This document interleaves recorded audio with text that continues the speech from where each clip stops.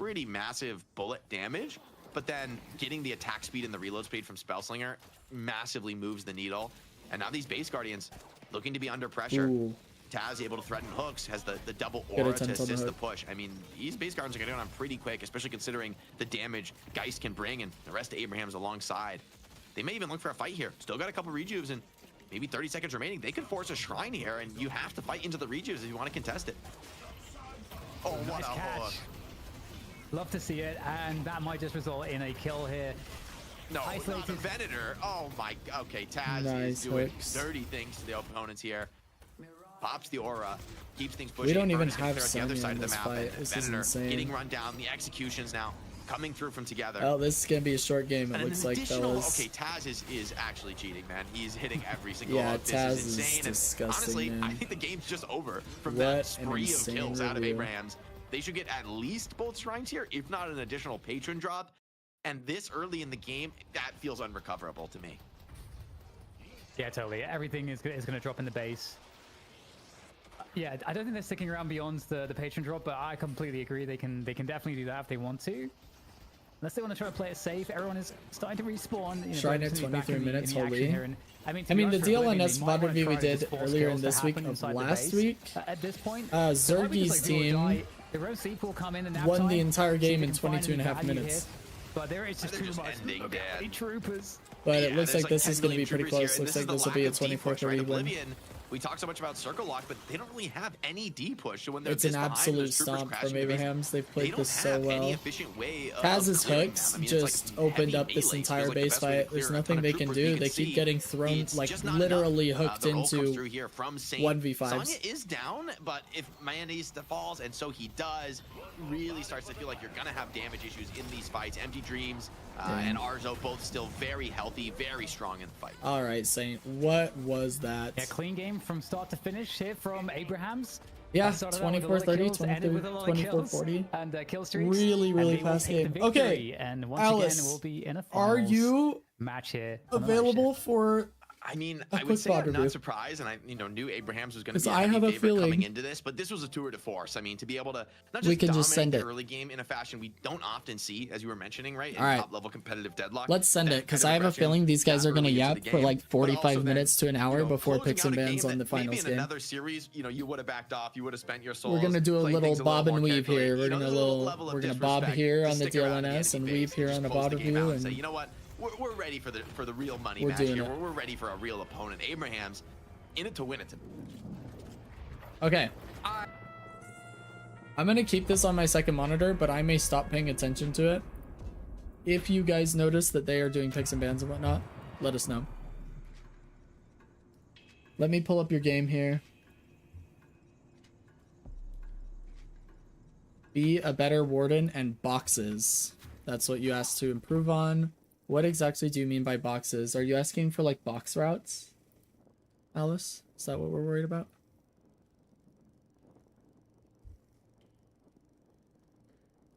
So we will be coaching Ritualist.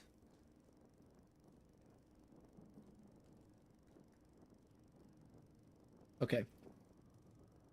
So box routes, we should go over prior to your game, probably. Let's send this really quick. Too often people think of the benefits without ever considering the cost. I do like a huge gap in boxes. Also, I'm not Ritualist. Oh, it's just a Ritualist lobby. Oops. What in the... Okay. You're Alchemist. Let me switch it. Let me switch it. Dang, you're in a Ritualist lobby, though? Are you duo queued? Hello, I come back from trying Wraith for the first time. Why is it so easy to win with her? Yeah, I would tell you right now the easiest way to rank up is playing M1 hyper carries properly, for sure. Okay. Trio queued with Crab and Samurai. Oh, okay. Sick.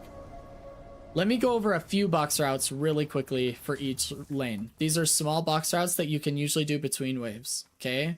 The first box route after clearing wave is right here. So you're gonna go over here. Oh wait, we need... How do we spawn boxes? It doesn't matter, I know where they are. Box here. And then we're gonna move into here. Box. Well, that's a golden statue. Box... Or wait, that's the golden statue? Whatever. And then boxes here. Then boxes here. Here. And then we finish this hallway right here. There's one down here you can grab. And then you head back to lane for your wave, okay? We have no clue how I'm down here. Alright. I had 4 jokers and just jumped a guy like 3 times. Nice, Shelly. Glad to hear it. The other box route that you can do on this side of the map is here. So boxes, boxes, boxes. And then I go in here and do boxes, boxes, and then box, box. And then after these two, I actually go up here and I do these two golden statues in here. And then I head back to lane. Okay, so I'm going to be missing the boxes up there, mainly for timing. But you can see this takes about 20-25 seconds. Okay. Do I do it when I have the lanes heavy pushed going to different camps? You do boxes in between waves if you can't win lane. The only time you want to do boxes is if you do not have lane pressure. Okay? So if you can win the lane and you can shove like Guardian, you want to steal their boxes. But generally, if you're able to get kills or constantly shove their Guardian and pressure them, then you want to do that, because maintaining tempo in your lane and over the course of the game is going to be more important than like box routing. Okay, a couple box routes from blue. Okay, this is the box route I usually go, is this one. So box right there, boxes, golden statue buff. Okay, and then we got boxes right here. Oh, there they just spawn. Boxes right here, boxes in here. And then you can do these ones if they're up, if you're really crazy about it. But I don't normally do this. I'm just throwing it out there. But then I actually do this. I come over here and I do these boxes. And then I head back. There's golden statue buff right here that you can grab on your way up. And then we're back in lane. Okay. This is like one of the smaller box routes you can do in time. Oh, by the way, on your way over there, you can get these if they're up, but usually they're not because you guys are grabbing them. The other box route you could do, this is actually my favorite one in blue lane, is the one back here. So we do these, and then I do this. This is my preferred route here.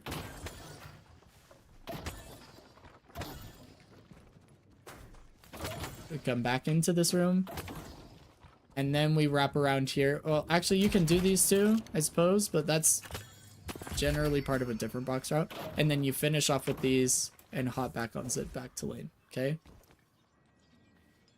Layton, do you know the secret golden statue?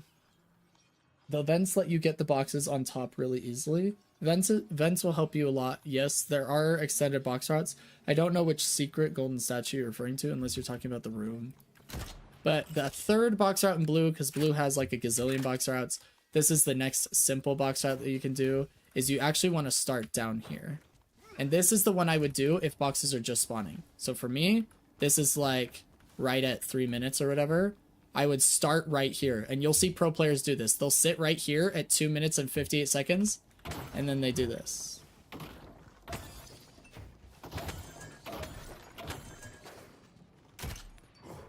And then you make your way back up here, do these, and you're back in lane pretty quick. You need to slide into the left corner above the entrance to the area you're in right now. It's behind the wall next to Blue Guardian. Where are you talking about?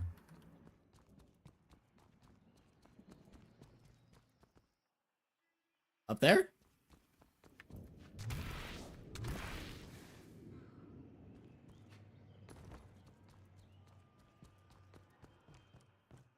We don't know what Shelly's talking about. Let me move on to the next one.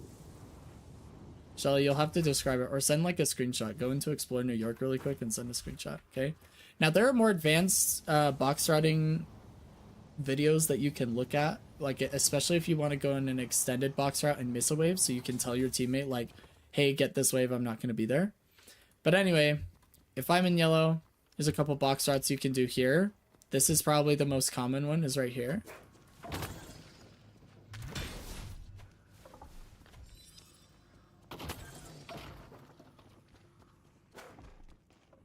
Oops.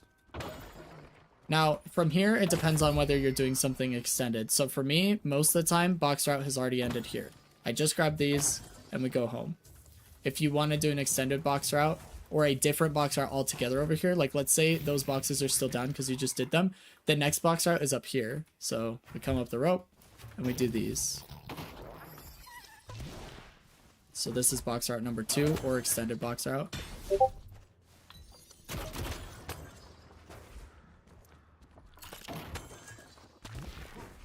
And then once we get these rooftop ones, oops, sorry.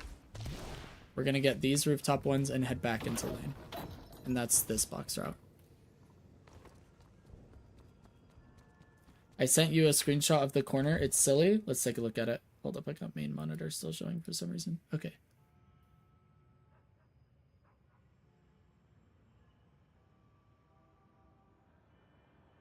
That corner has a golden statue buff, huh? Okay. I think that's all the box routes you really need to know. I mean, I would just pay attention when you're on this side of the map. Trying to get these boxes is really important because you do have double boxes right here. So this is like super mini box route, but you just get all these and then these right here. But those are usually down. But I'd say those are the simple box routes that you can take advantage of on the 3 lanes. And then I can try and find videos on like more advanced or longer box routes for you to look at in case you want to do something longer than that. We are in between games, so we just watched Abrahams beat Oblivion in the qualifier match, but it's a best of 1. So now we're going to move into the best of 3, which will be Abrahams versus the other EU team who I can't remember right now. And we're waiting for that game to start. So while we wait for that to start, we're sending Alice's... we're trying to do Alice's VOD review. So, this is... Did you say you're Arcanist or Alchemist?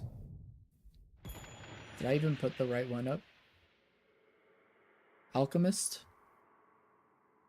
And we're playing Warden. So Alchemist, Warden, VOD review. Let's hit it.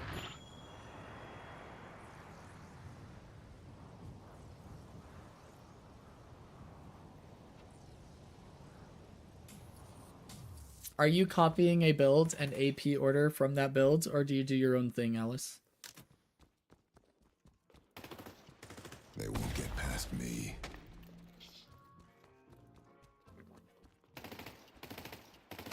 The blue one, Alchemist, yeah. And then Arcanist is the green one. I copy a build that Crab told me. Okay, nice. Her rank is all over the place. She's played like 99% of her games with Crab and I at Emissary/Archon. Oh, so 7 or something? Okay. I just want to know, because if you're doing your own thing, then usually I'll talk about, like, I'll ask you why you're doing the things you're doing to make sure you're doing them for the right reasons, but if you're just following something, then that's fine.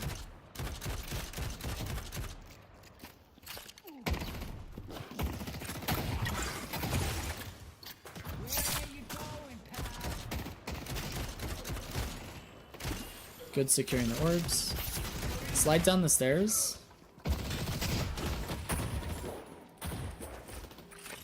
So utilize any sort of sloped surface for infinite ammo when you're fighting minions. You'll be able to clear them in one clip, and you'll clear them way faster. It's going to help you with your overall wave clear timing, like how long it takes you to clear the wave before you go do boxes.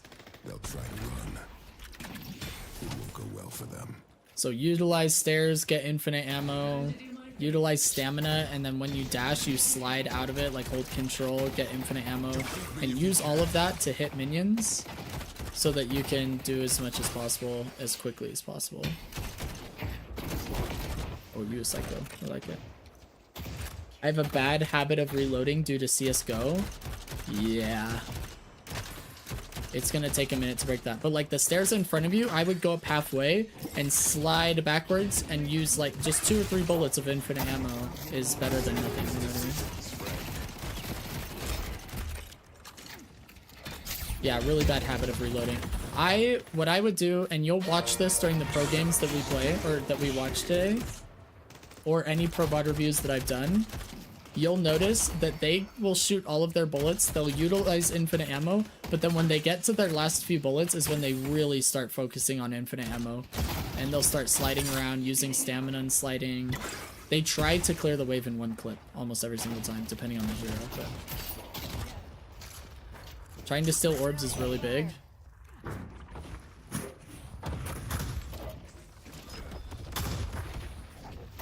Unfortunate. Okay, you guys are actually in an elo and on the lane that you can take advantage of this, but when Viper's low, one of you pushes and one of you sits on the bridge behind you and watches the zip line, because you can see the zip line over this little wall here. And so as soon as she hops on the zip line to fly away, you just brr, you know what I mean? Hyperline her off and sometimes you'll kill him. So like Paradox sits on the bridge and you push, that would be a play. I didn't know sliding gave infinite ammo. You do now. Yep. During lane, it feels kind of disgusting for me to not be sliding for infinite ammo. Yeah, I find it hard to do as well. Like I can't not use infinite ammo. It feels like you're just in a reloading simulator if you're not. Okay, I'm gonna go back because I don't have stamina usage and I don't have cooldowns. Okay, here we go. So that slide, you see how you're getting infinite ammo every time you slide? You utilize that in lane. It'll help you with your TTK on waves.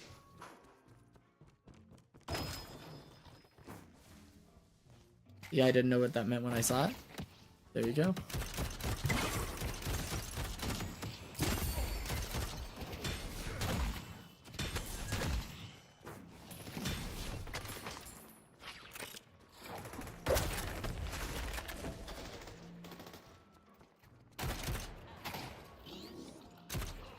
Defeat me if you can.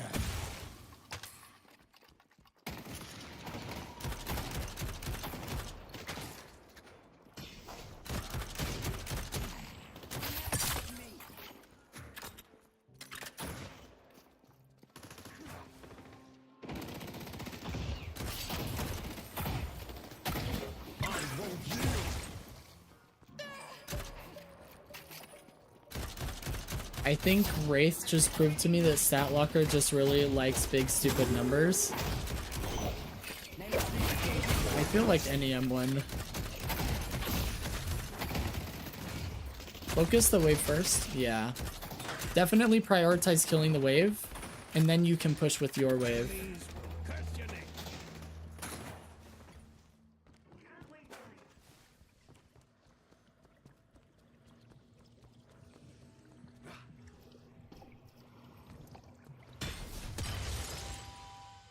Flask prepared.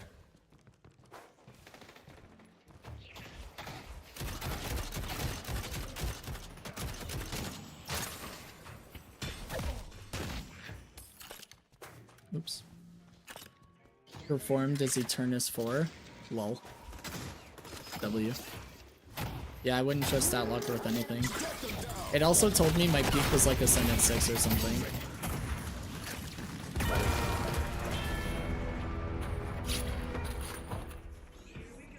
Every time I look at my own numbers on StatLocker, I'm like, I can't trust this. I considered utilizing it for coaching, but until it gets more accurate, it's just not something I can rely on. But having a coaching tool like that would be super helpful.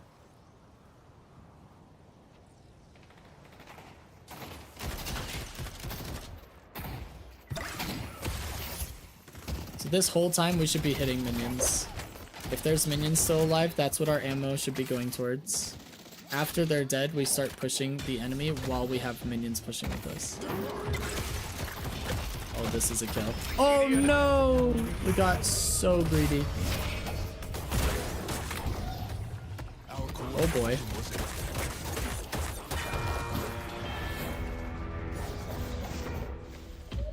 Alright, Samurai low-key got you killed.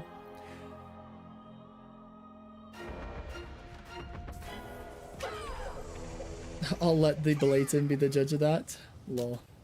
Cut them down. It's not low-key. It's low-key. We can keep it low-key.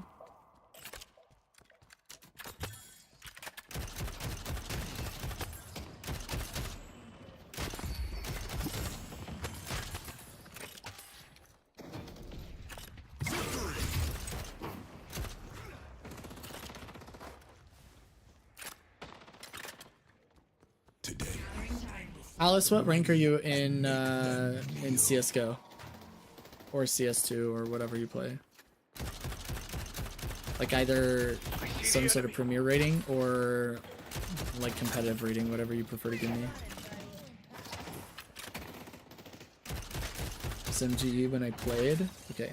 The idea was to swap her away, but I should have moved towards middle lane first so Alice could move towards tower. Yeah, probably. Or just waited to use it until she got back on top of Alice, yeah.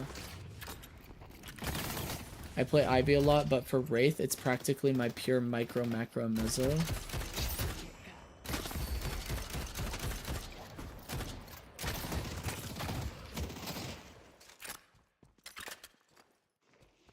I just feel like maybe your sense is like too high because you are able to turn around a lot and like change the angle you're looking at.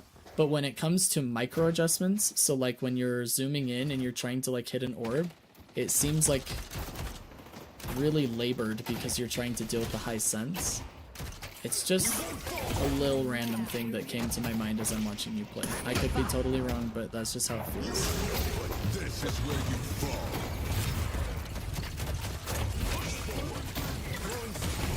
Nice kill. 2.5k hours in CSGO.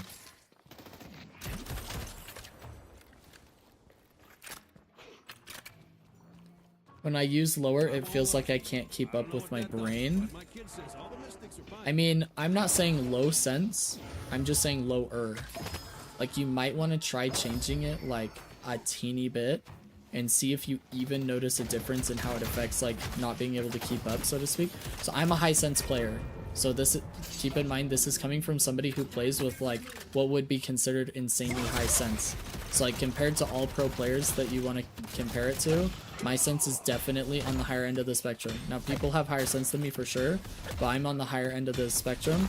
But when I'm micro adjusting, it does not look near as labored. Like when you're trying to make small micro adjustments on fixating on these orbs, I can like show you in slow-mo if you know what I mean. That right there, that was actually a really good example. Let me go.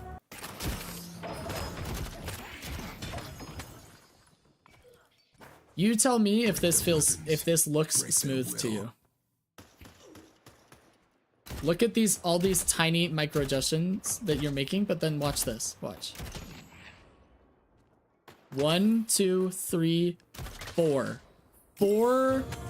Four micro adjustments to hit a smoothly trackable orb. So that's just my opinion. Take it or leave it. And you can keep your sense the same. This is not going to break your game, but it just feels really labored if you have to make 4 micro adjustments for every single orb you're shooting. That is like a lot. Now, when it comes to moving around like this, high sense is fantastic, and that's why I prefer it. But if you need 4 micro adjustments on like simple micro like that, it's something to consider is all I'm going to throw out there. Right? You can try it, hate it, and change it back. You cannot try it at all. Makes no difference to me. It's just something I'm noticing. It is really labored micro adjustments.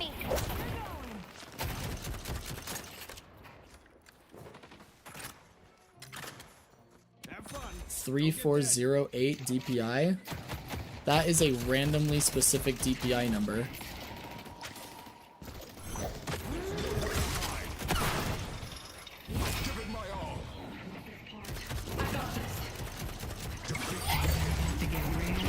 Nice kill, you two. That was massive, by the way.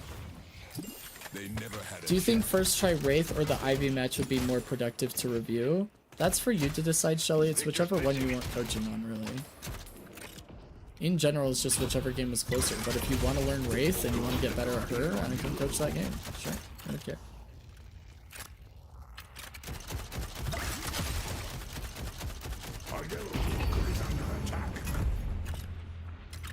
For those who care, DLNS is doing picks and bans right now on the Abrahams vs. Buff Enjoyers game. I'm sure after picks and bans, they're going to talk for 30 minutes, but who knows? Wait, Alice, do you really on your mouse have 3,408 DPI? You didn't pick like 800, 1600, 1200, 3200, 2400. You like went for specifically 3,408?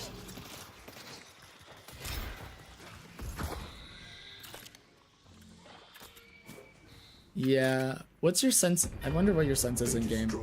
We should probably cover this sometime. But having your DPI like that is really weird. I would probably just adjust your DPI and then adjust your sense in game to match it. I feel like it's gonna affect the pulling rate of your mouse, but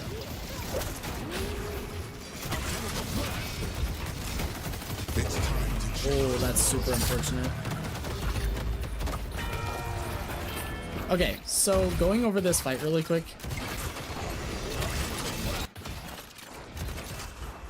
I'm gonna tell you one thing about Warden ult. We use it right here.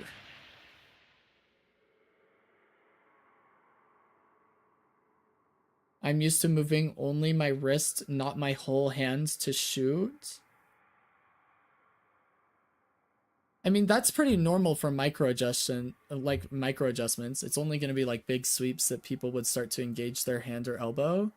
For the most part, you're still doing 4 micro adjustments per orb, which to me is just like overkill. But if that's how you want to play comfortably, that's fine. I mean, you can go pro with what you're doing right now. There are much bigger fish to fry. It's just something that I noticed. It's very rare I see somebody take like over 2 micro adjustments to hit an orb. Usually it's 1 micro adjustment and on the second they hit it. Yours is on the 4th, like twice as much as the average player. But anyway, I just want to go over this fight. When you're coming into a team fight, we want to ult prior to engaging the enemies. So this would be the ult timing, okay? So if we ult channel here and then run forward, that would be ideal. Instead, we wait to ult until here. Unfortunately, Dynamo then super punishes it. But we would have already been ulting at this stage. So ult needs to be popped sooner when we're fighting team fights. I don't like 800 DPI either necessarily, but not because it's slow, because you can always adjust in-game sensitivity to make it faster. But I prefer higher DPI because modern mice get more out of their IPS and pulling rate when you're on higher DPI. So I play on 1600 DPI and then I adjust my in-game sensitivity to match something that is akin to what I played when I was top 500 in Valorant or when I'm playing CS or like whatever that is.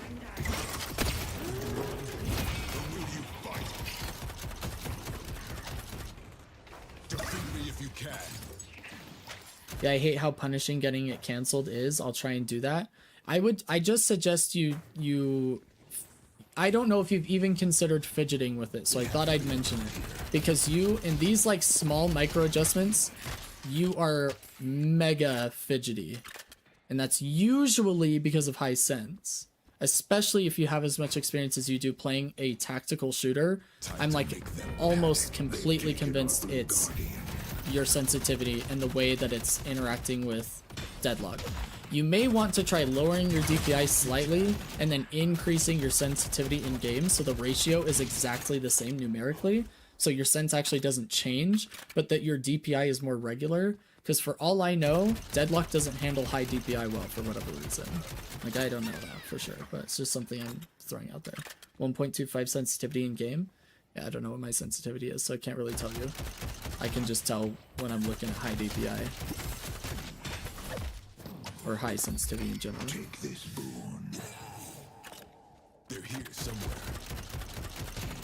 Is the top 3 heroes thing like the in-game order? Or just which ones I enjoy the most? Shelly, if you're asking for the request to coach, it's the top 3 heroes you have the most playtime on that I'm curious.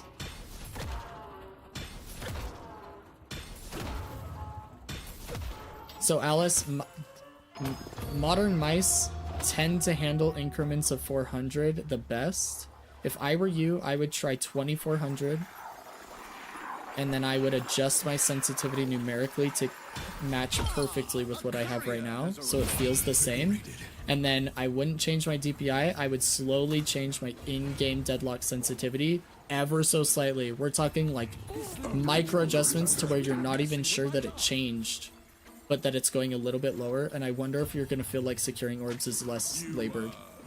And if it's not, go back. Like, right? We want you performing at your optimal. This is just something that I thought I'd mention. Right? This is not game breaking. You popping ult properly, this earn run is great as long as you have somebody covering your lane, which it looks like you do. The build order so far is going well. You know, all of that is gonna be way more important than your sensitivity, for sure. Like, I could probably play the game on 20,000 DPI. It just would be miserable. It's all the other things that are gonna be bigger.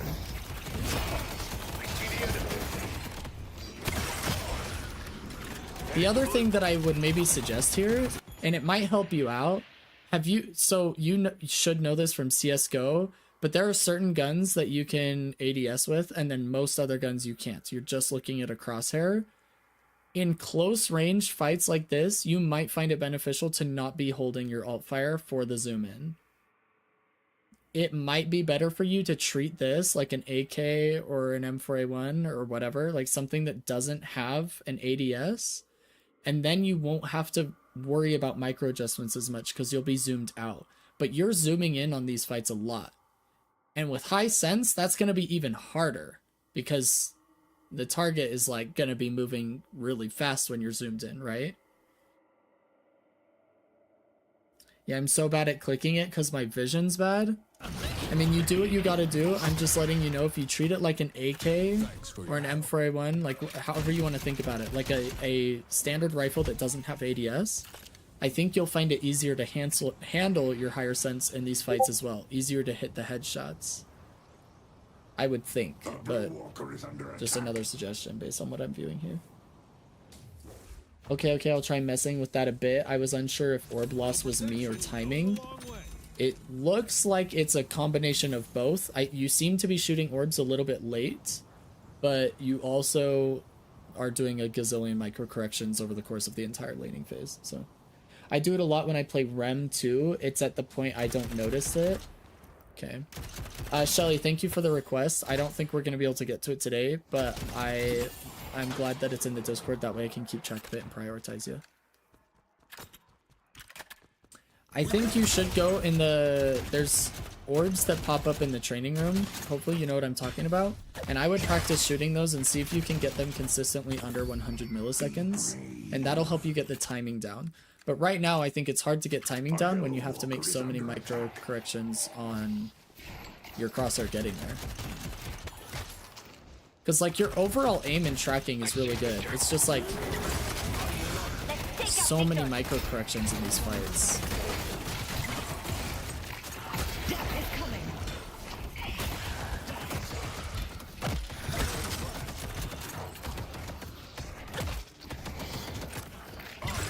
You're just making your job harder by zooming in here.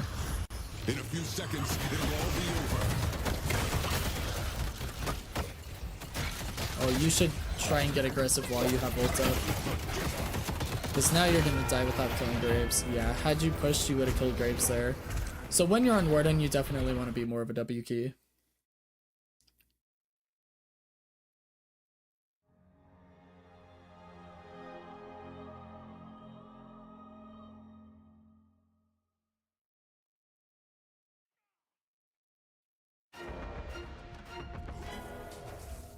We're going to be focusing on micro a lot here because you're playing Warden and you're a micro heavy hero.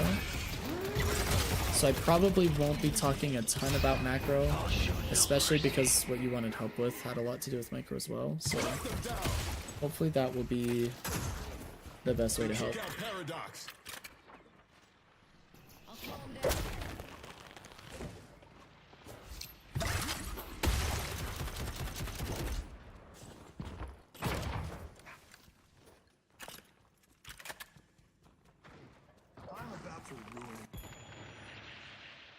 We're just sitting on 5 AP, by the way. I would watch that. That's like big power spike town, just unused right now.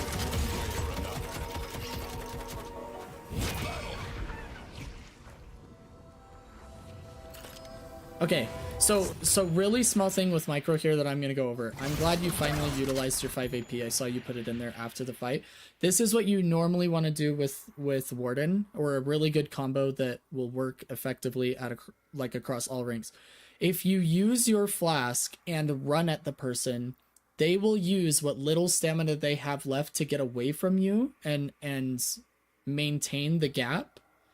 And at that point, since you took away one stamina and forced another usage, then you want to use Cage. It makes it way harder for them to get out. Does that make sense, Alice? So you're going to use Alchemical Flask, dash in at them, make them use stamina to get away, then Cage. Okay? So that's the order of operations I want you to keep in mind. Because see, he's able to get out.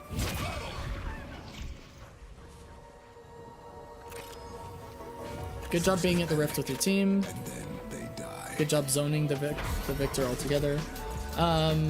Shelly said, I guess first try Wraith is with the asterisk that I've watched Zergy play Wraith before. Okay, understood. And you said you're going to sleep soon anyway. That works out great. So we will do it another time for sure. You said Crab and Samurai mentioned I get really nervous fighting mid-game and lose my aggression. That's probably true. I would say treat your ult windows as your aggression windows. You don't have to be aggressive all the time, but when your ult is up, like, I want you pressing W for sure. Like borderline inting, because Warden ult is that oppressive. Borderline inting. I don't want you actually inting. And I want you paying attention to channel time so that you can back up and get out at the end of the channel, that you're not just like continuing to W key after. So if you're not sure when to be aggressive, just remember Coach Blayton told me it's when I'm ulting. Like if should I be aggressive right now? Well, is ult off cooldown? Okay, well if I want to get aggressive, I'll just press 4 and then do it. And then we'll see where it goes from there.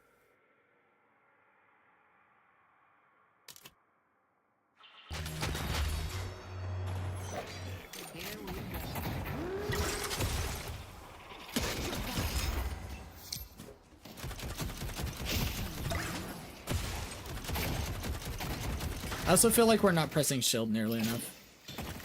Just in general.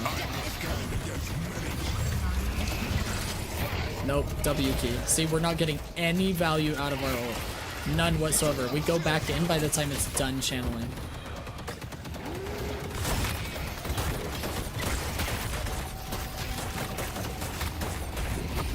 You were hitting... Okay, so I want you to explain this to me because...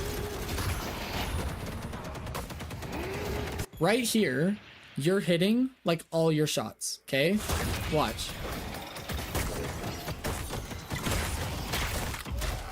And then we zoom in and we start missing all our shots.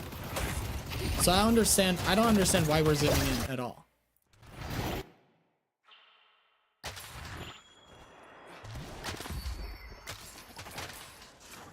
Silver ult scares me. I think a lot of it was panic. Like, so watch this. When you play the game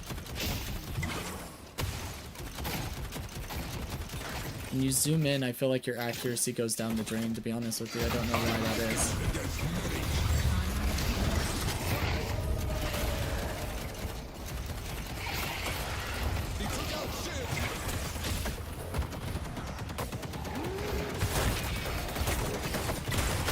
Everything, okay, so before you zoomed in, everything felt controlled, and it felt like you were just playing the best hands that you were dealt, and you were doing things, you were using abilities, you were backing up, and then as soon as you zoom in, we miss every single auto.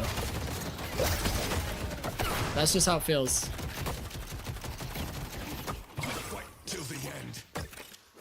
Okay, here's what I want you to try really quick. Let me pull up notes really fast. This is going to be experimental for you because if it doesn't work, I want you to stop doing it. But if it does work, I think it is going to be a huge catalyst in your improvement. So before I even get into like how your lane phase was or whatever, this is like training regimen I want you to go through really quick. So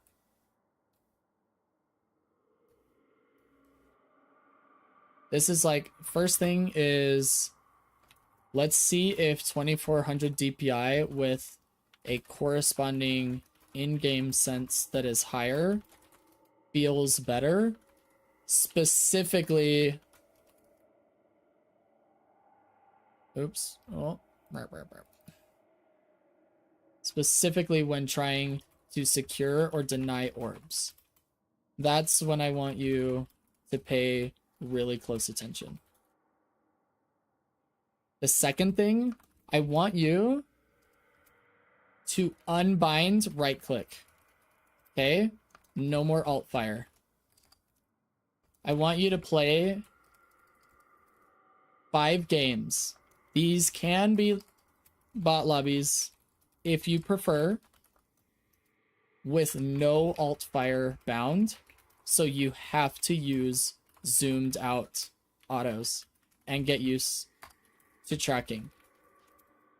Pay attention to how it feels hitting headshots when somebody is trapped in cage, especially.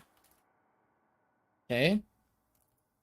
This is like your training regimen. 3, after making these 2 changes, before each game, each and every game, I want you to spend as much time as it takes in the orb room. So like in the, what do they call it? You know what I mean. In the training room, shooting floating orbs until you get 5 in a row, sub 100 milliseconds. Okay? So you get 4, and then you get one that's above 100 milliseconds, start over. And I want you to do that over and over and over again with the new sense and without right clicking to get used to the timing. This is going to be mega annoying to do. And if you don't do it, I can't help you. You know, I can't force you to do it either. But I think this is going to help a ton. Okay? That's just my opinion. I think these things are going to make a difference. And they're mostly experimental, right? Like, I want you to play the 5 games without alt fire, and then I want you to rebind it, and I want you to see if you can use it less and just start to experiment. How does it feel? Do I feel like my micro is better? Do I feel like my tracking is better? I also want you to pay attention. Last thing, I'll just kind of add this in here. It's not part of the training regimen, but it's just like, how are we going to track whether this is actually helping me other than just like feely crafting, which is like, I feel like it's better, right? This is how I want you to see it. How, or like what percentage of orbs are you securing / denying? Is it greater or lesser than other games? This might require you to record the games if you want to go really deep into it. The other thing to take a look at is check your damage by type, damage dealt by type at the end of the game, and see if you have more headshot damage. This is like the gun critical section. Okay, so where it says like gun crits, that's the headshot multiplier. So I want you to take a look at the graph at the end of the game and see if you have a higher critical gun damage, meaning you're able to hit more headshots throughout the course of the game, especially when they're caged, because you're zoomed out and you're on a slightly lower sense. Okay, these are like the ways that I want you to check your work. Does that make sense?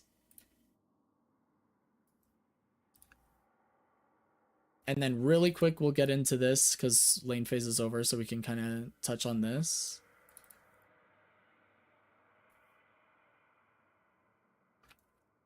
Yeah, I think so. I'm looking at the graph right now. Yeah. Take a look at that graph and compare it over the course of your next like 6 to 7 games. Shelly, sorry if you're still here. I know you're going to bed soon, but yes, I will be here tomorrow. I do plan on streaming tomorrow, however short that is. So we can do it tomorrow if you're here, if I have enough time. I do have a live coaching VOD review to do tomorrow and some pro VOD reviews that we're doing, but I will try and prioritize you. Okay. Alice, I'm glad you found out that it's there now. I want you to start comparing it over the course of your games. I also want you really focusing on headshots when somebody's caged. Like, I want you just nailing them in the face all the time because of that multiplier, okay? In lane, I want you to focus minions first. You can't shoot enemies until minimum 3 minions are down. Ideally all 4, but that's the first thing. Second thing, keep focusing on securing and denying orbs. However, I would like to see you focusing more on infinite ammo, okay?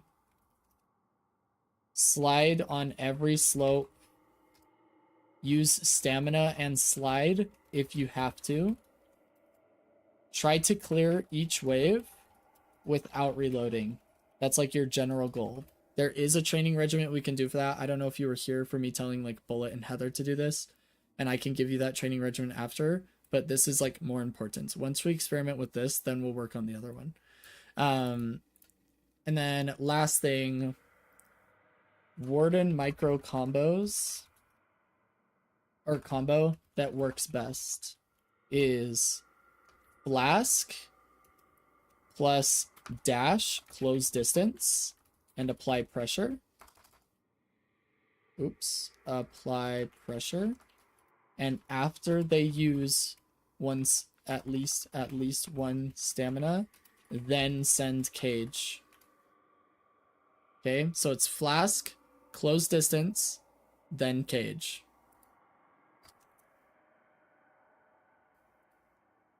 So that's your like lane combo I want you to focus on.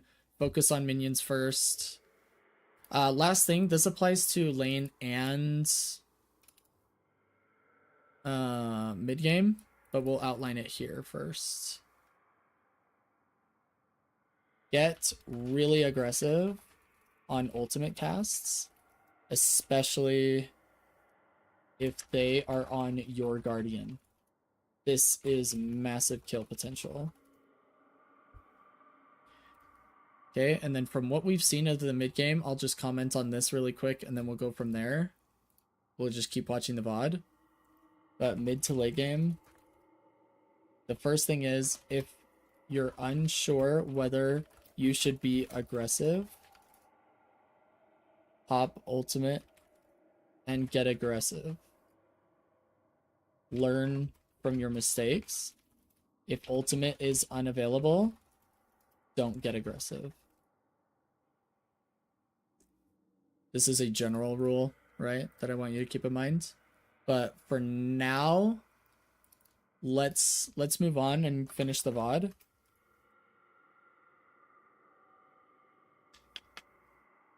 And we'll come back to notes after, but I think this is a good starting point for what we've seen so far. We've gotten a lot of content so far.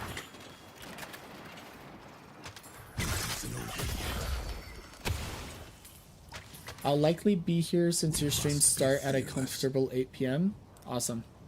Well, hopefully I'll see you tomorrow, Shelly, and you can probably be my second VOD review because I'll be doing live coaching in the morning, and then I can probably do yours before we do pro VOD reviews. I think that'll be fine.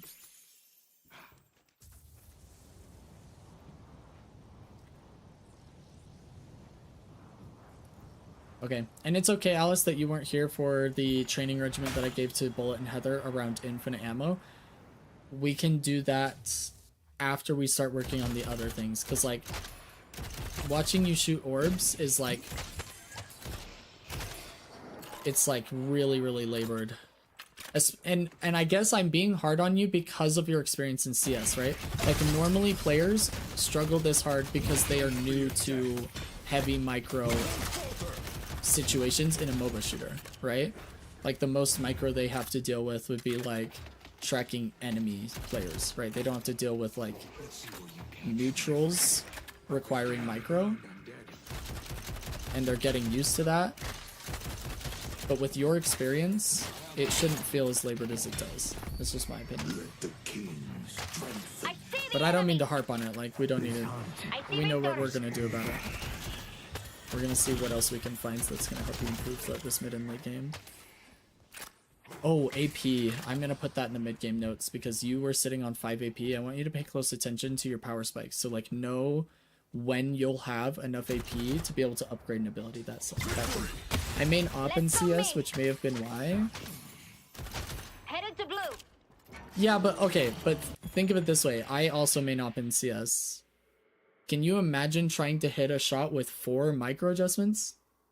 Like if you were coaching somebody in CS and they tried to make even 3 micro adjustments on an op shot, wouldn't you tell them like they maybe need to lower their sense? Does that make sense? Like when we're looking at precision flicks, it's like at most second micro adjustment. Like if I take more than 2 micro adjustments for an op shot, it doesn't go off or it doesn't land, or I'm dead. Right? Like there's no way it should, if we're looking at those types of position shots, that we're dealing with like that many micro adjustments. If what you're saying is like, well, that's why I zoom in a lot and whatnot, like I like to be able to see my targets closer up, I totally get that as an op main, but you would rather no scope somebody when they're like in your face than zoom up. But like Silver's like in your face and you're probably gonna zoom here soon. Yep, see, you're zooming in. That's like way harder to hit than just like staying zoomed up. If I want to put it in like CS terms. Hopefully it makes sense what I'm saying, you know what I mean?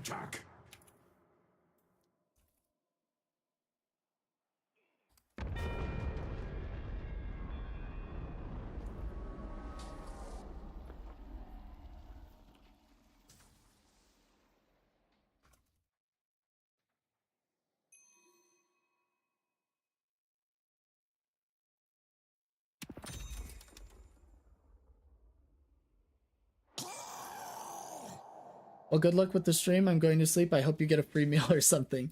Thanks so much, Shelly. Really appreciate it. And I look forward to seeing you tomorrow. Have a good evening, or get a good night's sleep, rather. Sorry, I should have fast forwarded through your death. Just wasting time. Broadway is under attack. Okay, we're gonna cover blue lane. I wouldn't have covered blue lane here. I would have asked Great Talon to do it. So this is a fill. So fill the gap in macro with your comms and not your body. The person, you would be way more impactful in this fight as the, you know, off carry or hyper carry role and with your ultimate as your team shoves rather than Grey Talon. Grey Talon can clear here and then send bird. And I'm pretty sure he stops here and sends bird anyway, doesn't he? Maybe he doesn't. But anyway, he could have cleared this wave and then sent global ults. Now you're just completely out of the fight. And this is like, you guys should be going mid boss now. They don't have dynamo ults and you guys got 2 kills. This shouldn't even be pressured. We should be going mid boss. Grey Talon could have cleared this wave, ulted over here, and then cleared this wave. And you would have been fighting this whole time with your ult. So fill gaps. I'm going to write this in your notes too so you don't have to remember it. But fill gaps in macro with your comms, not your body. Never show fear, no matter the odds. Headed to York. York is under attack. Yeah, I think the unbind will help a ton. It's like, okay, you may have seen this in like CS when you start getting into higher ranks, but not the highest, right? But like the epitome of plat chat, we see it a lot in Valorant too, is you see people like crouch way too often. They get used to like every single fight they're in, they just insta crouch every single fight. Like it's not tactical, it's literally just habit. They're in a fight, they crouch. It's what they do every time. That is like what you're doing right now, where the only way to fix it is we need to unbind it so your brain starts to get used to the idea that when I press this button, that habit no longer benefits me. I remember making callouts, but I don't remember our randoms talking. Yeah. I mean, it's tough, but you guys, I'm just letting you know in the macro scheme of things, it's going to be better for you to be in that fight, and then that was also a really great mid-boss opportunity, just so you understand it. It's actually, so technically, take this with a grain of salt, because I don't want you to be like, I don't need to get better at macro because Coach Blayton told me to. But like, actually, it's not your job to handle macro. That's up to your Grey Talon, your Paradox, and your IB. You are the M1, so like, it's okay for you to focus on your crosshair more often than other heroes in other roles. They're the ones that should recognize that was a good mid-boss call. I'm just letting you know, because I do want you to improve your macro, but as a Warden player specifically, technically, it's not your job. Like, it's not a big deal that you didn't know.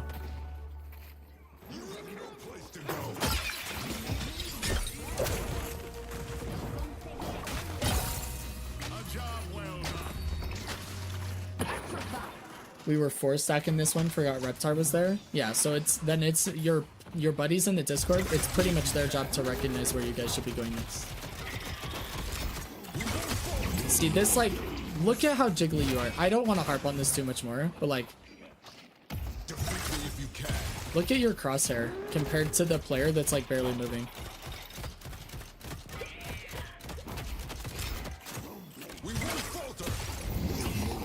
That's wild to me.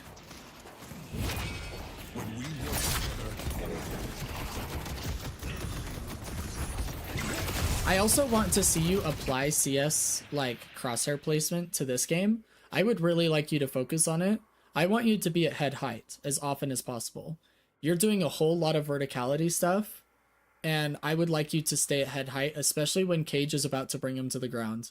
Like, I want you to be a little bit more calm with your tracking in terms of, like, if they're flying through the air, don't feel like this obligation to try and hit and track all your shots. But I do, like, if they're on the ground, I really want you focusing on head level. Because, like, look, your crosshair starts to go down mid-fight for no reason at all. Watch this. So look, we're like chest level, we bring it up, but then look, we go down. Watch this. What are we looking at? What is our crosshair looking at? Now we throw abilities, that's okay. But like, there's time when our crosshair, like, why are we shooting him in the belly right now? He's not even, he can't move, and we're not even shooting him in the head. So I'd really like you to focus on the headshots and take advantage of the headshot multiplier. It's gonna up your damage significantly as well.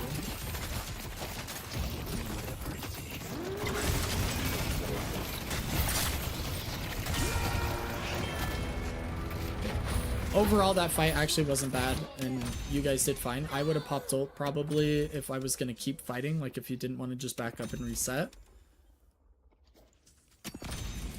Hopefully you spend this AP before you leave base.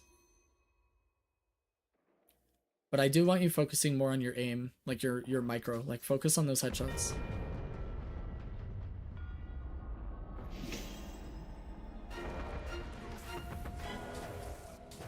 We're pretty lucky they don't go for a mid boss there and just opt for a walker.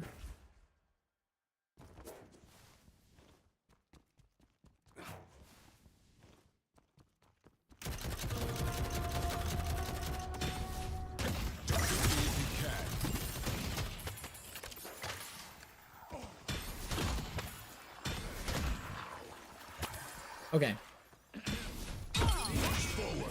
I'm gonna add this to your notes really quick while I'm thinking about it, but I'm gonna add in your combo. But when you are dashing to close distance after the alchemical flask, I basically want you to think of a 1-2-3 order. So you're gonna flask, you're gonna dash to close distance and apply pressure, you're gonna press 2, and then you're going to press cage. That's your combo. So it's gonna be a 1-2-3 combo, which is really simple. Your arcane mastery will grow.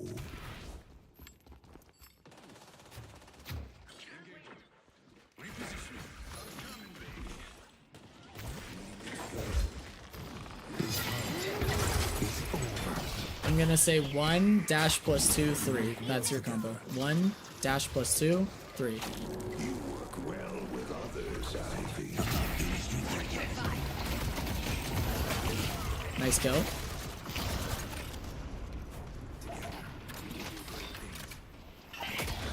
We are sitting on 7k souls for a long time.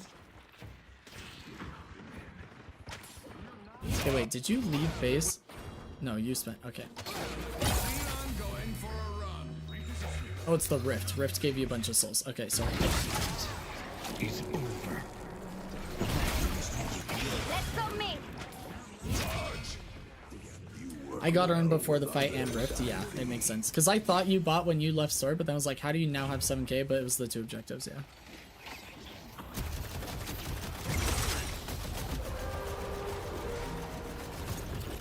This gives you ammo. You can press this. 75% ammo. So instead of reloading, you can just press vamp first. Which is why... Dang, they stole 2. Ult. Okay.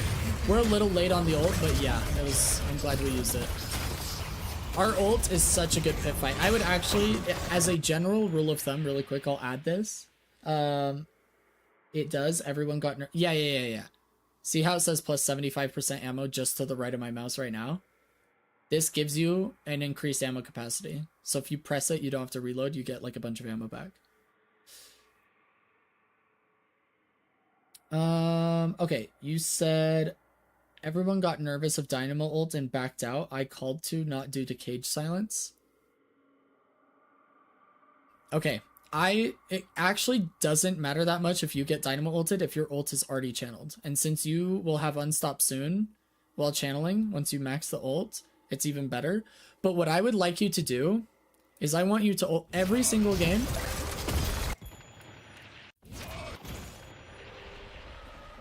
I want you... Oh, no, back a little further, sorry.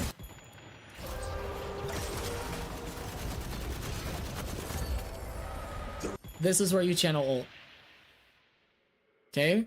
When Rejuve Crystal... you can wait for it to be a little bit lower, but you want your ult to be channeling before it hits the ground. So, like, right here, I would channel ult. Then it's channeled right as they're coming in and fighting. And then even if you get Dynamo ulted... You can be, you just look at him and your ult is still going to do its lifesteal and damage on him. But this ult is really late. I would like you to ult prior to the pit fight because that's when the most amount of enemies are going to be in your radius. Because they're going to be trying to steal Rejuve Crystals. And you want to be hitting all of them with that.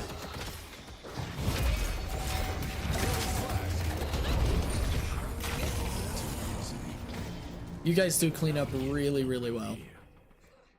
That's good. I'm gonna add this to your notes though, the ulting in mid-boss. And I would rather you waste your ult than pop it late. So I'd rather you literally ult as Rejuve Crystal's coming down, find out they're not actually contesting mid-boss, and have wasted it, quote-unquote, than be like, oh no, they're contesting it, now I need to channel ult, and it's too late. You know what I mean? Oh, they got the rift. Interesting. Okay. I'll add it in here though.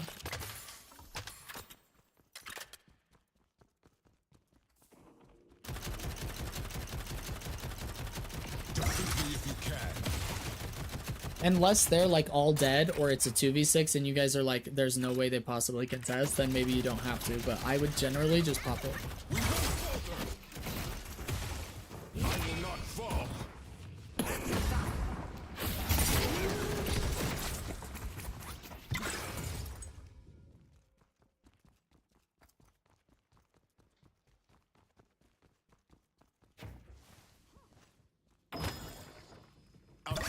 Rift went so quick. Yeah, it did.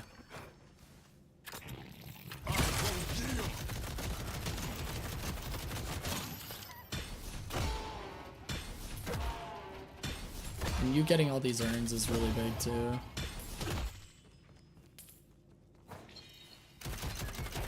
I didn't know comeback rift was a thing till that one. Yeah, there's no longer comeback urn, it's just comeback rift. Yeah, you do this up-down thing when you're tracking people because you're zoomed in.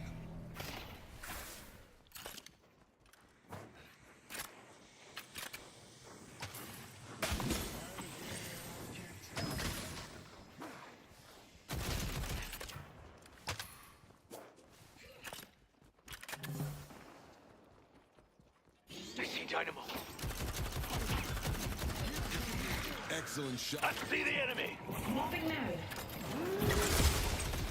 Nice silence on the Dynamo ult. Huge, huge. He's by far the most important cage target.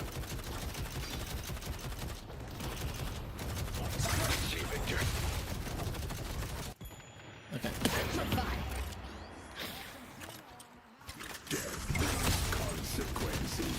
You guys no longer have rejuve. I would be careful pushing him.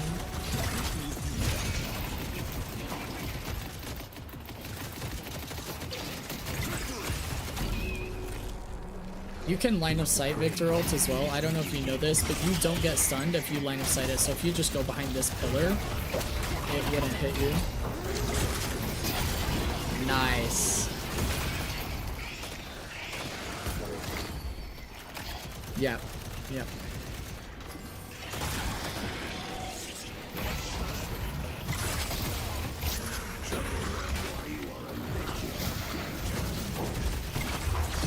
I'm not sure why we didn't ult this fight.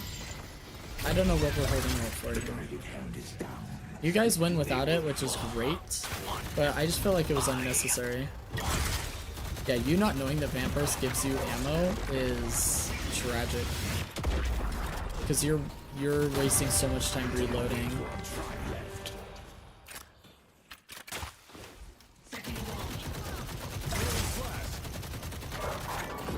Like right there, you vamp burst and you keep getting. If you vamp burst before you reload, you keep getting merc mag hits because you didn't reload yet. So it'll increase the uptime of your merc mag too. Yeah. Well, I mean, your ult looked up to me this whole time.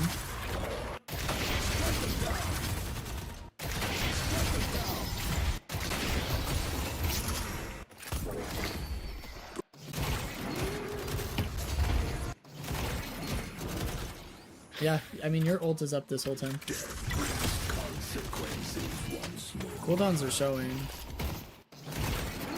I'm like trying to find the last time you ulted. Let me go to last stand. You last ulted right here in the pit. 32 minutes.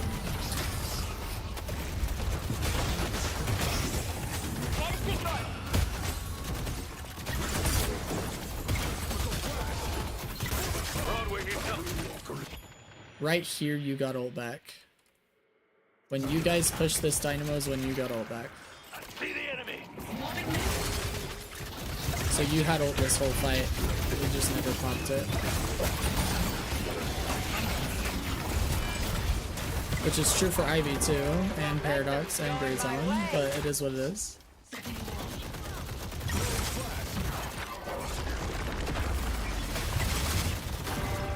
Oops, okay.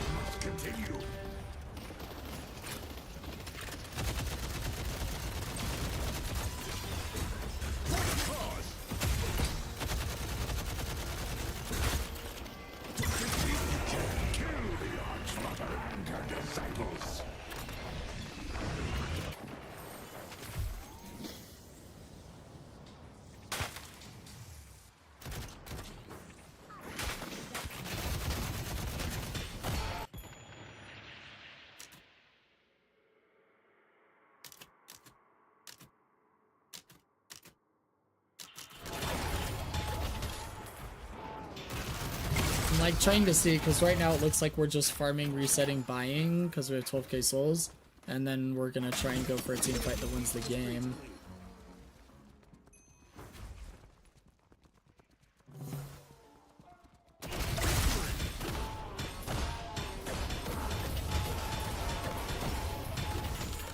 So your team finds the pick on Rem. I see the enemy. While you still have the chance. Mid boss up in 25. Be bold. We need to be with our team, by the way. There's no amount of farm that can warrant like getting another kill, so we can get mid boss. Let's go mid.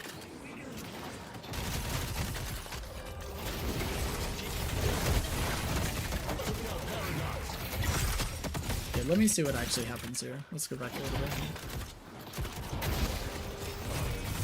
Okay, so we are fighting in a 4v5. We lose Paradox. We lose you. We trade silver.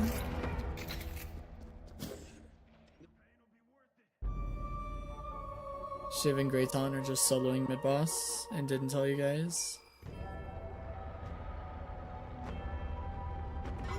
We lose Lash.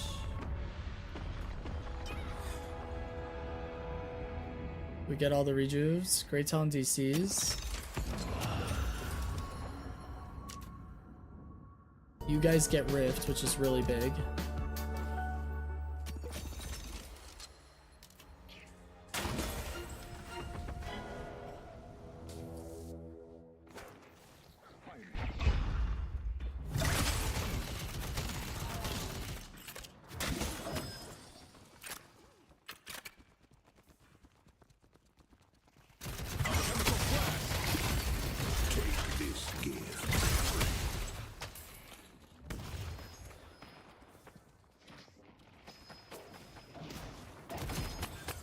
I will say, so them pinging mid and not saying anything is not entirely their fault. I will say it is up to you guys to recognize that that is the right play and to back up when your teammates are starting to do it instead of pushing into their base in blue lane. there is some improvement to be made on your guys' ends there that I would focus on. As much as we would love for them to come and make it like easier to win the game as a team, I would just try and get improvement wherever we can find it, and that is one place.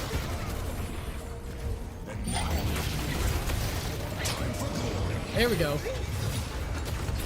Great ults. This is fantastic damage. Very well done. Quite the fight. Nice work. All right. Nice work, Alice. That was a great game. Your Warden is very strong. There's just a few things that I want you to improve that are going to help astronomically, I think. No one's my equal. So let me send you these notes. The only things I really added since we last looked at the notes is to fill gaps in macro with your comms and not your body. So there was a time when you were in blue lane, you could have been in a team fight in right, and it would have opened up a mid-boss opportunity, and you could have had Grey Talon clean up waves and send global ult across the map to help. And then there was make sure we're spending our ability points, don't like sit on a bunch of ability points. We need to recognize our power spikes, take advantage of them, and constantly be upgrading abilities whenever we can. The last thing was press ultimate to fight rejuve crystals, even if they're not there to contest. Like, and let me, I'll specify that. Well, no, it's fine. And then it's like worth it to waste it, use it when rejuve is halfway to the ground and fight in the pit. And then if they don't actually contest, that's fine. But that's what we really want to see, is constantly being ready to cast the ult and then casting it and fighting in the pit in case they do contest against all odds. You're already ready for it. Do you have any questions for me, or was there anything that we covered that was unclear or unhelpful? I don't have time to be scared. My family is counting on me. Anything at all?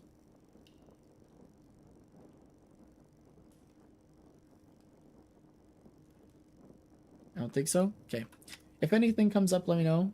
I'm going to send you this note file really quick that you can use as much as you find useful. It's just there if you need it. And then, yeah, hopefully you have better games and can start to improve on Warden. I'm really excited to hear back from you on this, and whether it is the training regiment specifically is starting to feel helpful with your aim and overall headshot damage, and I want to see if that'll increase. Because if I'm not mistaken, let's see here. Is this still the game? Like, if we look at your graphs, damage dealt by type in this game, your gun damage was 44% of your damage, only 13% gun damage crit. But you had a lot of people caged that you could have been sending headshots on. This should be way higher. So in a 43-minute game, you did 6,000 gun damage crit. I want to see if that can go up. And by how much, right? But hopefully that's helpful. Okay. If you have any questions or if anything comes up, feel free to send them in the chat too, like right now. You don't have to wait or anything like that, but you can message us in Discord or ask me when they come to your mind, anything like that, but hopefully it's helpful. All right. I think we missed game 1 of Abraham's versus Buff Enjoyers. Yeah, of course. Happy to help. I look forward to doing another one in the future if you want to.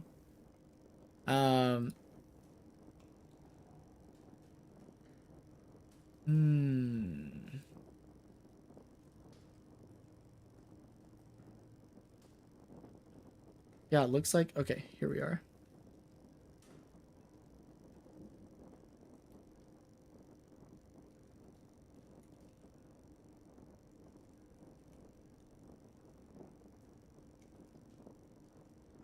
I feel like whenever we're on their highlight screen, it just looks so muddy to have like my chat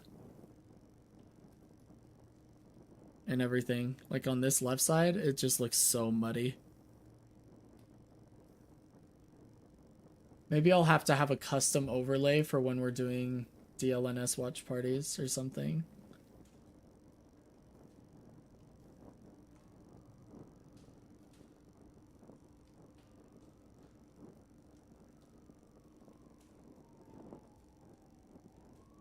feel like it looks fairly normal during the game. It's just for the highlights. I can turn on the sound if you guys want. Let me know if it's too loud or too quiet.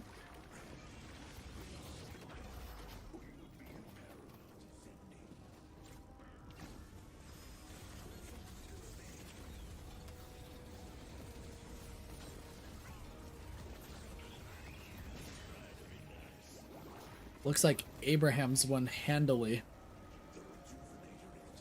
40k soul lead at 28 minutes.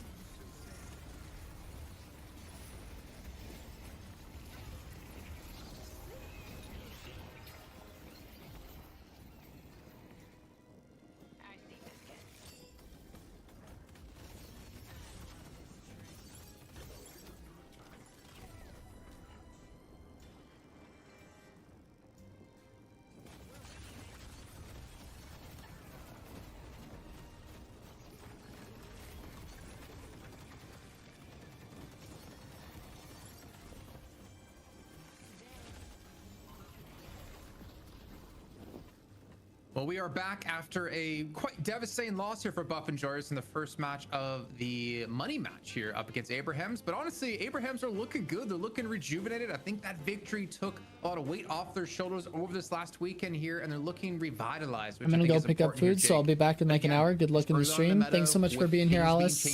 Hope you get some yummy food.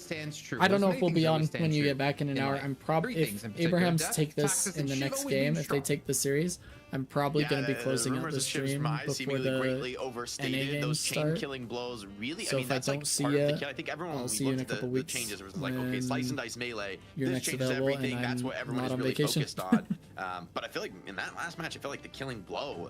You know, feels like more realistic to go for those chain executes now, which felt really scary, felt explosive. I do think though it's another game where Abrahams blow out the early game, maintain a lead pretty much throughout. And so I think our conclusions All good, thank you are again. limited, We're other seeing than minions how tomorrow, good so I'll put my Abrahams rating are in right chat. now. Oh And yes, really does throw it feel in the like the winds of Discord change so are I can blowing, and hear, we may have a new because I'm champion excited to hear here in Europe your for the first time in your what, rating. a month of You dominance. guys for have a Buffalo. great weekend.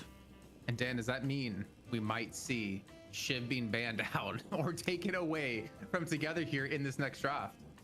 At the very least, they shouldn't allow them to have, you know, like Holiday and Shiv and Bebop, I guess, at the same time. You know, there's a lot of like, I feel like faux pas in the that previous draft, that, you know, just criminal activity that was allowed to be gotten away with on the Abraham side. So again, I think there's different ways they could go with it, but yeah, Shiv definitely seems really nice.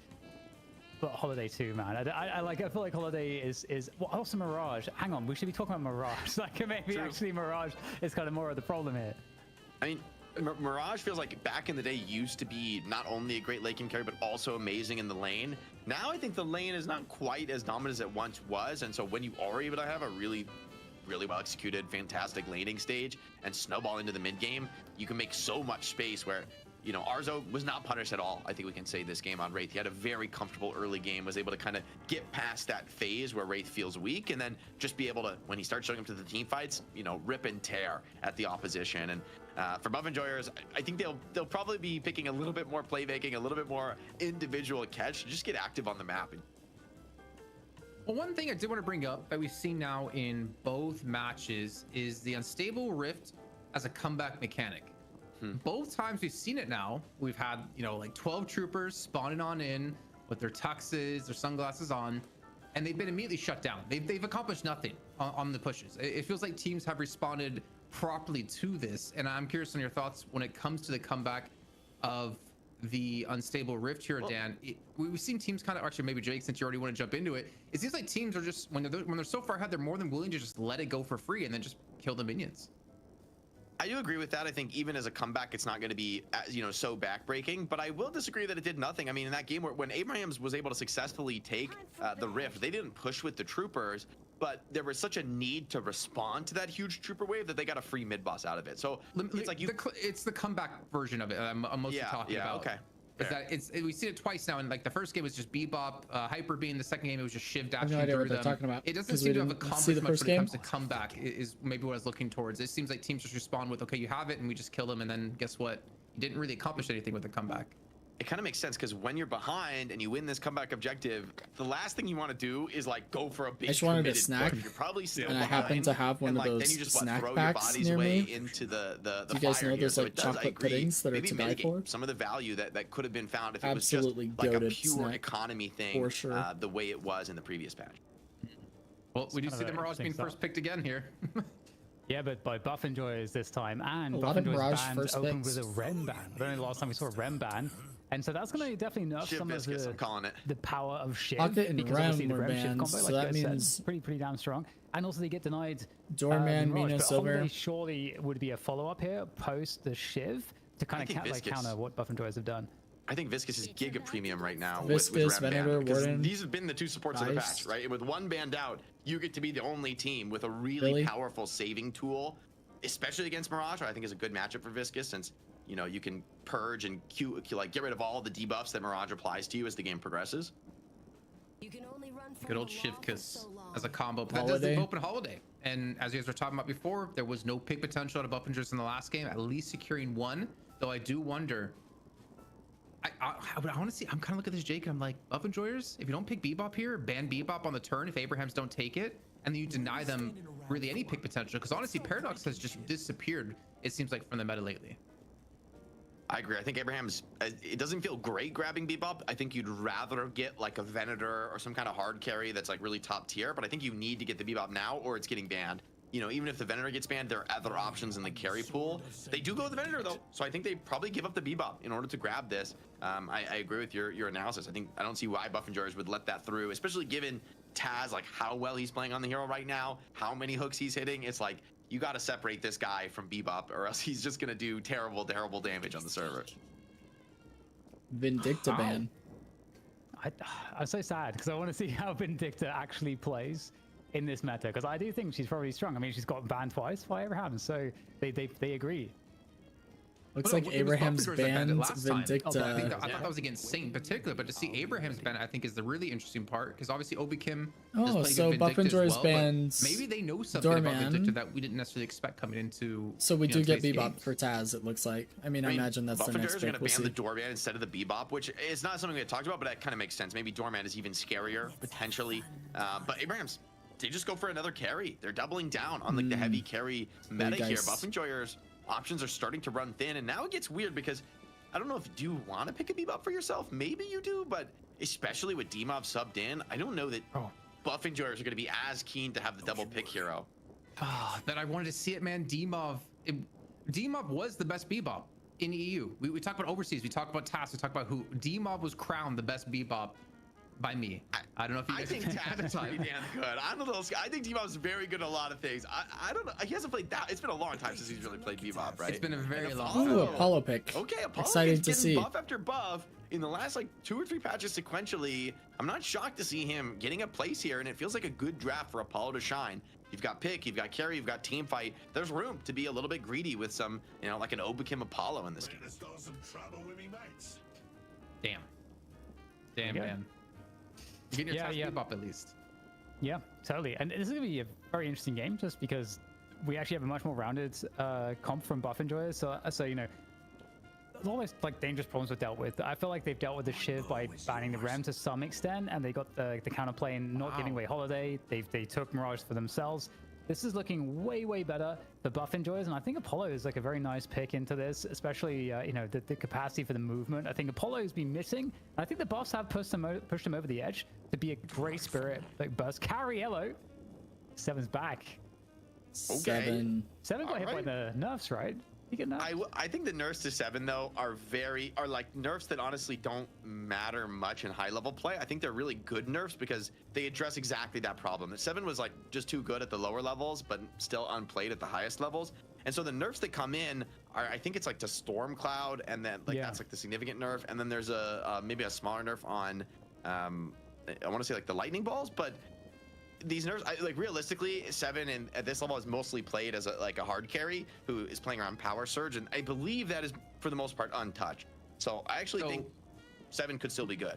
Lightning Ball charge delay reduced from 7 to 6 seconds, so it comes up quicker. But Storm Cloud time to expand increased from 1.5 seconds to 3.5 seconds. So it takes a lot longer for it to expand, make it a lot easier to escape.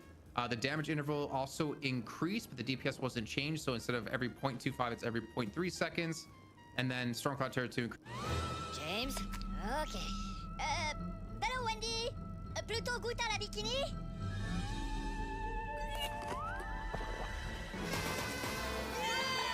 Wendy's Minions and Monsters meal. Minions and Monsters. In theaters now. All right, I'm gonna mute the ads. Do you guys have any plans for 4th of July?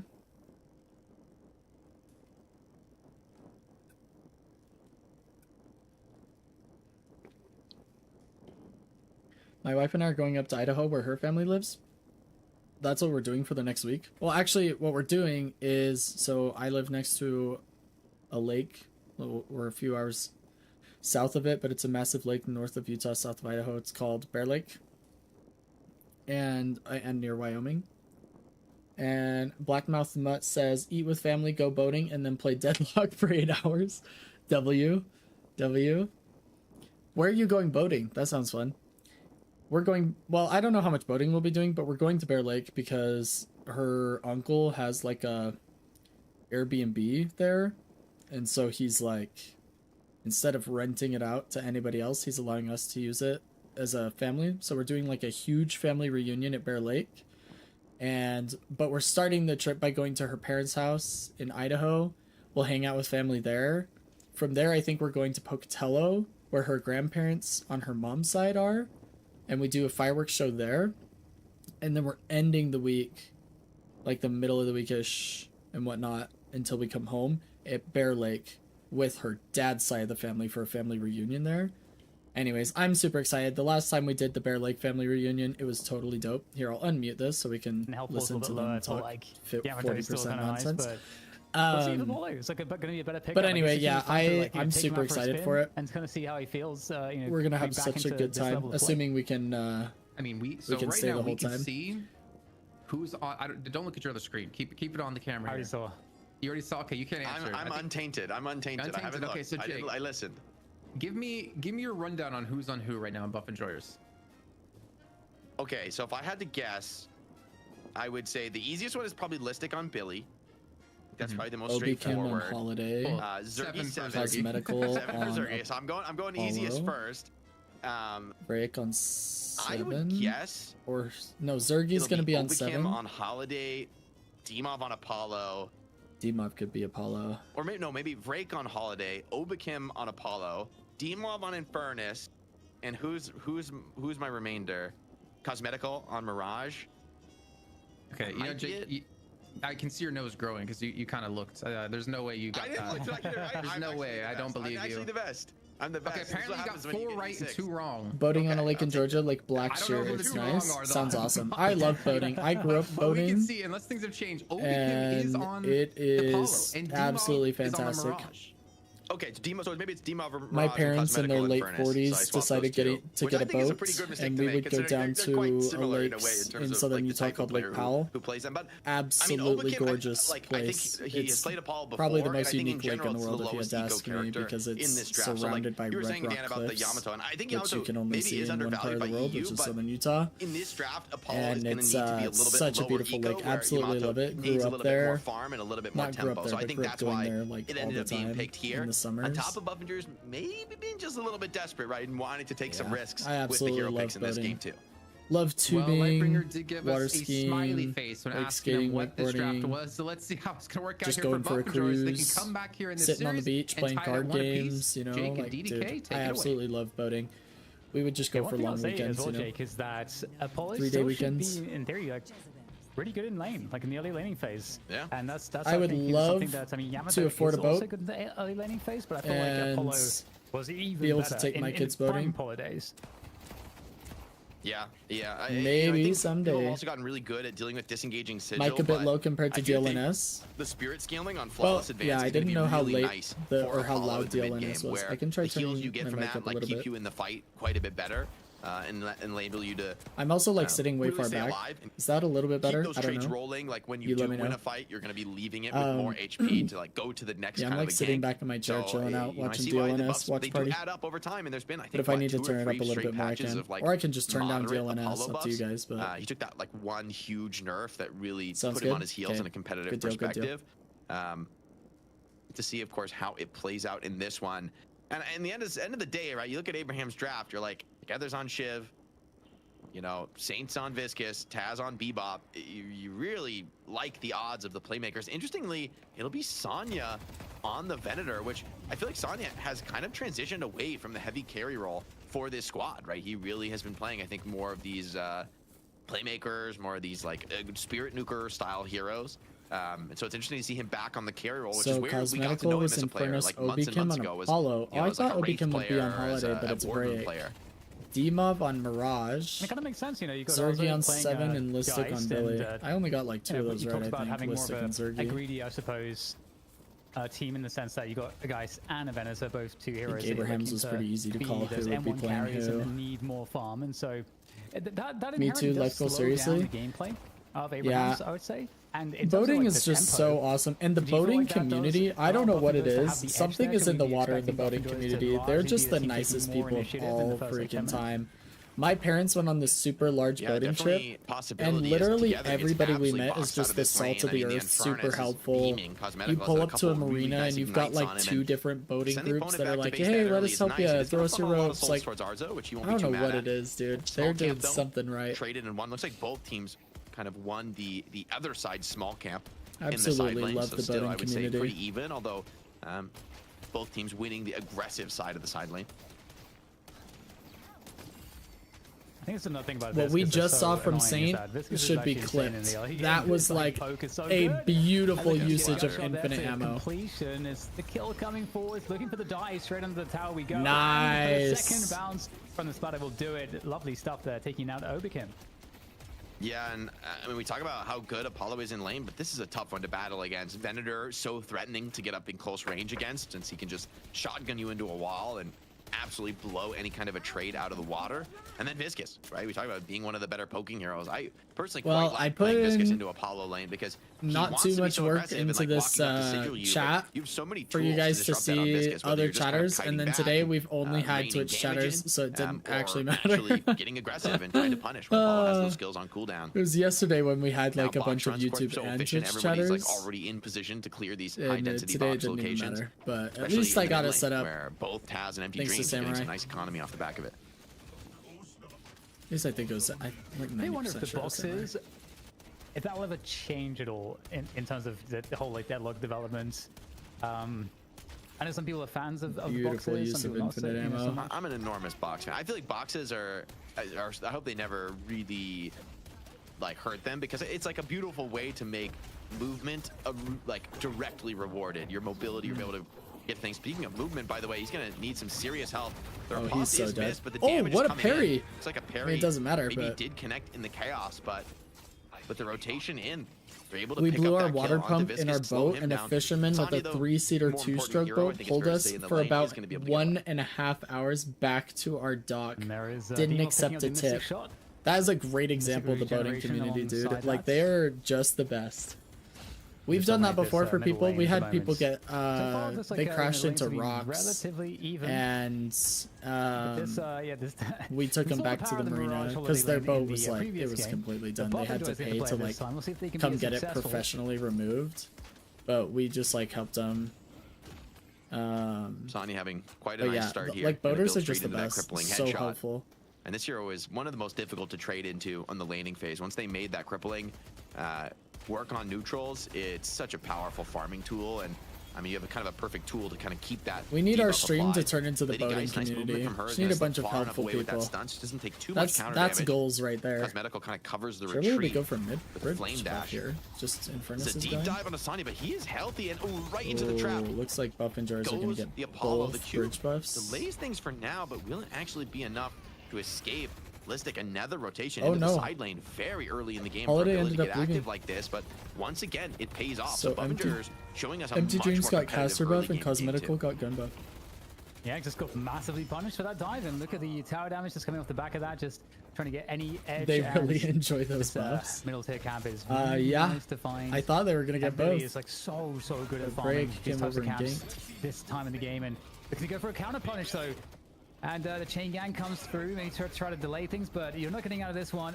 There comes the hook. Why aren't they meleeing this guy? Soon, Oh, they were purposely letting Bird get stacks. Okay, I was like, he literally saw him parry, got the free hook. Why isn't he heavy meleeing? But it's because they wanted to give Empty Dreams the ult definitely stack. getting a lot of those rotations. I Very love important that. task and kind of I love when I have teammates do that for me when I'm playing Guardian does Gayton. take quite a bit of pressure So forward, and awesome. with this Dimov's Mirage sitting on a tornado, he is not going to be a very realistic kill, even if you hook him. Able to build pretty aggressively into a heal bane, and it's going to be tough for anybody to stay in this mid lane. Even Empty Dreams with the spirit buff, right? That's going to be nice to kind of slow down the push, but it does feel like that tower is headed for destruction if there isn't a big rotation towards the mid lane. It's going to be interesting in this game how much space Zergi's going to get to play with to get the farm rolling. Obviously, Zergi has been phenomenally effective on buff enjoys over the last few weeks, so he's always a key player to look at. Taz shuts down Dimov. Looks like Dimov's maybe trying to get a little cheeky, steal a camp away. A little too early, gets punished. That's going to be the headhunter picked up for Dimov. Players low across the board, though, in this fight with Eternus.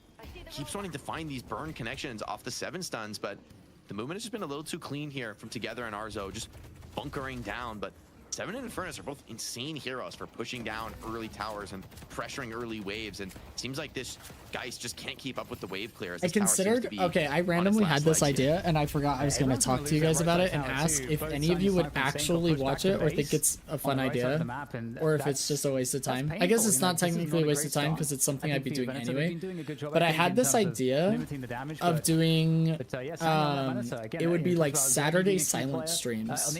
So basically it would be like if I'm gaming on Saturdays, I would just stream whatever I'm doing. So whether it's like, so normally it's like not even going to be Deadlock. Like it would be whenever I'm playing like CS with my brother or World of Warcraft or like whatever the game is, or when I'm playing Deadlock off stream or what would normally be off stream. But I actually wouldn't be interacting with chat like at all. It would basically just be me streaming, me playing games, and then you guys would be able to come in. You guys essentially would just be hanging out with each other because I wouldn't be interacting with chat at all. That's why it would be a silent stream. You guys would just be watching me like play games off stream or play other games, and I would basically just be doing my thing. I'd honestly probably forget I was streaming. But I had this idea, and it would only be Saturdays because every other day of the week is devoted to coaching. Encounter for Sniper to take full advantage. And I wonder if there's like, is there really any advantage to doing it? Because most of the time when I game off stream, it's like purposefully off stream, right? Like I'm not paying attention to chat. I'm just hanging out with my brother and we're doing our thing. But like, I figured if I'm already doing it, maybe I should just stream it to you guys, but I wouldn't interact with chat. So it actually wouldn't change anything about my gameplay or especially that like 7 how I feel about the game going back and the other way. Taz starting to activate, but it would also give you guys a chance to like, if you don't know which streamer to watch or if you're, you know, you want to lurk somebody or whatever, you guys can speaks to his strength in the hop in here and hang out with each other and whatnot.